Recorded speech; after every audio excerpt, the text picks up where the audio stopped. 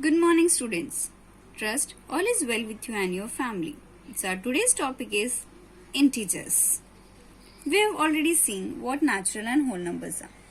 Natural numbers and whole numbers we have already done in our previous grade. So, let us have a quick revision on that.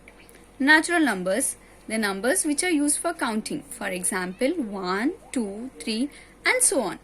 Whereas whole numbers, the whole numbers comprised of the entire set of natural number as well as 0. Take an example of an empty box. If a box is empty, it represented by a number 0. So what is integers then? Let's zoom in a bit. Along with whole number, we have number like 1, 2, 3 and so on, so that we can count. We also know why we have 0. The set of integer also include negative number like -1, -2, -3. So why negative number? So this we'll understand with the most basic example of a thermometer. The temperature can go below 0 degree, and if the temperature goes below 0 degree is negative, that is -10 degree.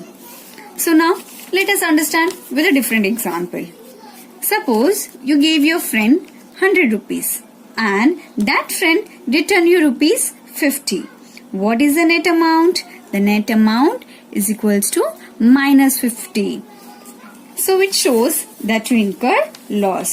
The net amount you have is -50. We know there is no note available in the market which amount rupees -50. Coming back to integers. All these numbers are integer. We zoom out slightly to understand the another concept. The number like 1, 2, 3, 4 are called positive integer. The number like -1, -2, -3, -4 are called negative integer. Then tell me what about 0? 0 is neither positive nor negative integer. We can also define positive integer as natural number. Now look at all these three numbers together. So, natural number, whole number, which also include natural number. The set of integer would look like something this. And the set of integer represent by the letter Z, which includes both of them, natural, whole, in it. So let us learn more about multiplication of integers. First concept, the product of two integer of the same sign is always positive. That is, positive integer multiplied by another positive integer is equal to positive integer, and one negative integer multiplied by another negative integer is equal to positive integer.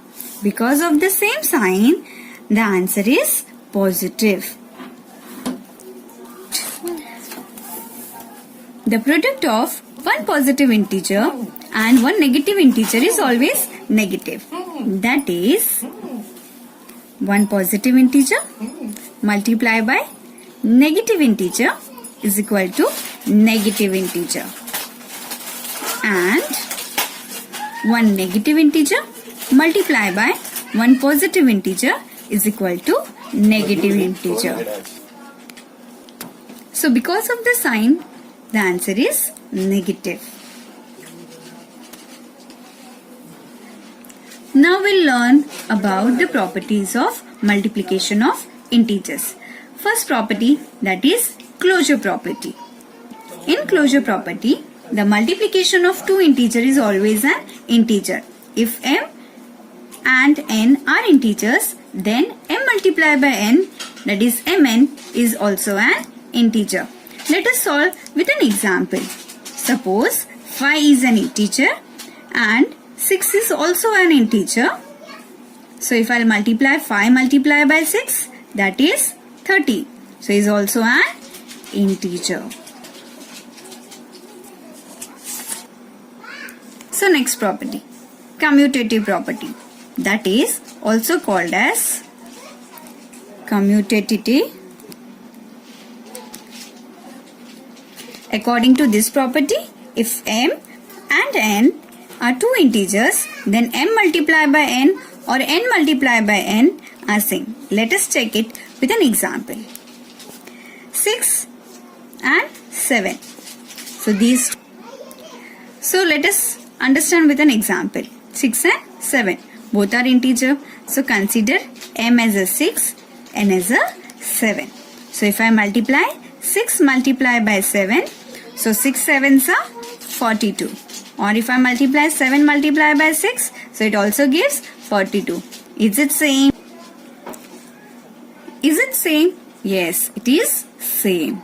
Now moving towards the next property, that is associative property. It is also called as associativity.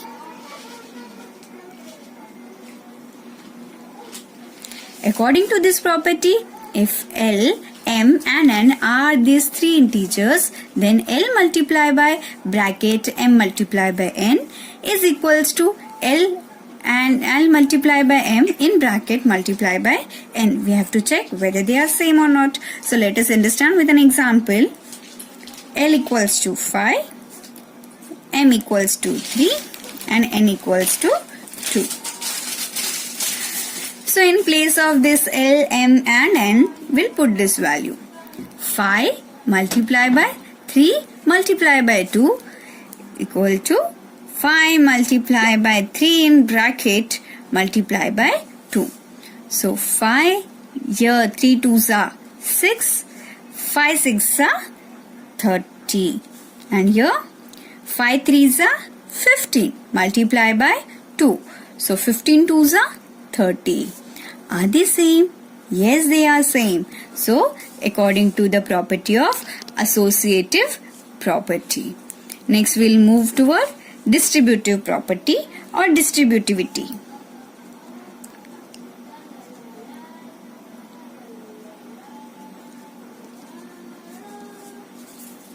According to this property, if L, M and R are three integers, then L multiplied by M plus N. So let us solve it with an example. I'll consider L equals to 5, M equals to 7, N equals to 2. So here in place of L I'll put 5 multiplied by 7 plus 2. So I'll solve it to make you understand. 5 multiplied by 7, same 5 multiplied by 2. But in between we'll use the sign of addition according to the statement.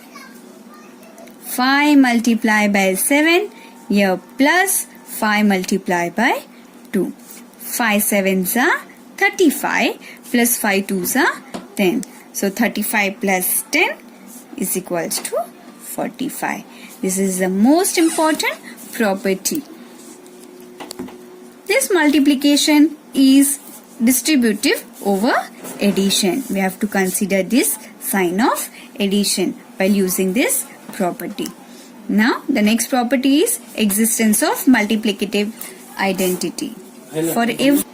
So let me tell you again, existence of multiplicative identity.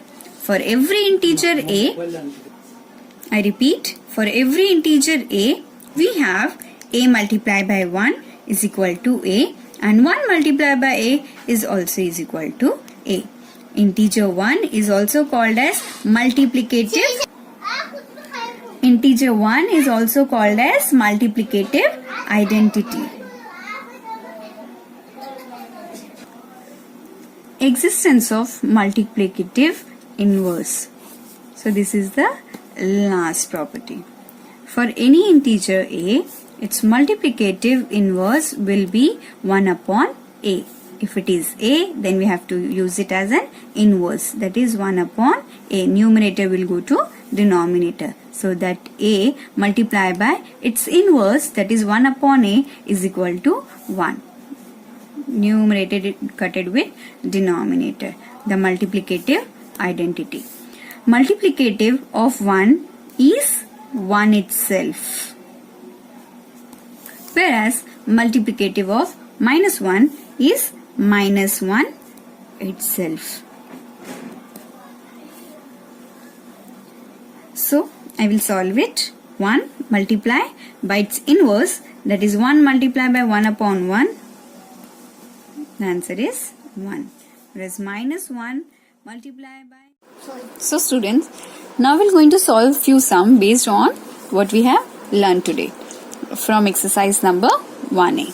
Question number 1, evaluate. 427 multiplied by 8 plus 2 multiplied by 427.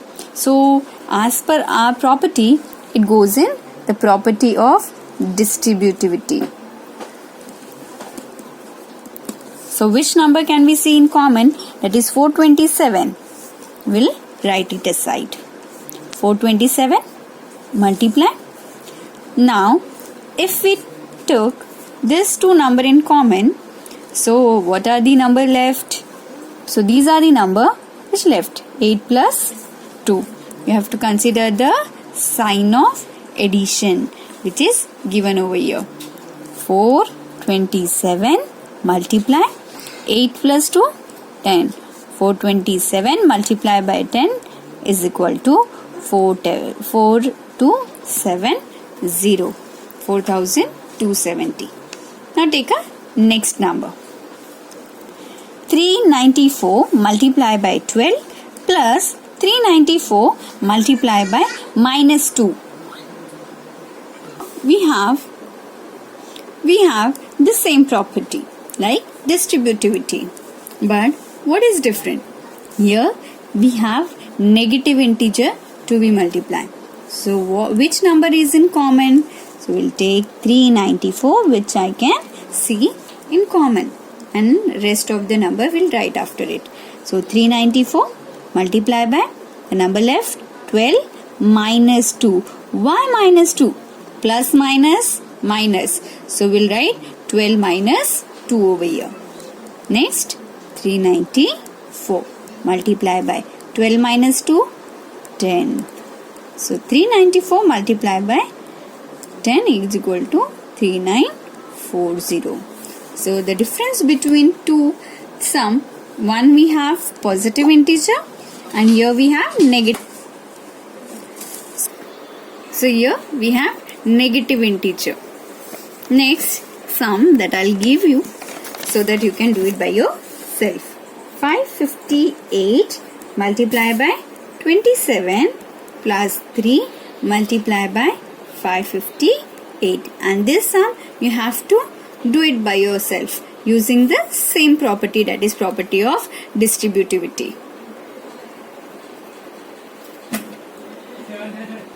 What we have done previously, that is multiplication of integers, the same rule that we are going to use in our question number 2, evaluate. That is positive multiplied by positive gives positive integer, negative integer multiplied by negative gives positive integer because of the same sign. Where when the different integer is there, one positive multiplied by one negative integer, one negative multiplied by one positive negative integer. So this same rule that we are going to use here in our question number 2. 15 positive integer 8, again one more positive integer. 15 multiplied by 8 is equal to 120. The sign will not going to change, and whereas 120 is also an integer. 15 positive integer multiplied by minus 8 negative integer. So positive integer multiplied by negative integer. Here the answer is negative. Positive, negative, negative. So minus 120. Next, negative integer multiplied by positive integer, again negative, minus 120. Negative integer multiplied by negative integer, positive. First rule. Do you remember? So these are the questions that we have solved based on the rules of multiplication of integers. So now students, I am giving you few sums that we have to do it by yourself. Like 3 integers are there with different sign, maybe positive, negative, so that you have to use it according to the property that I have taught you today. So now let's have a quick revision. We learned about integers, then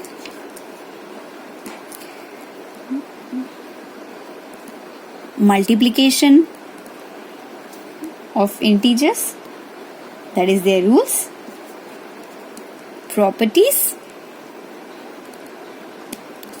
So what is integer, why they are in use, so that we have learned today, and also solve few sum based on the properties and rules. So hope you have understand.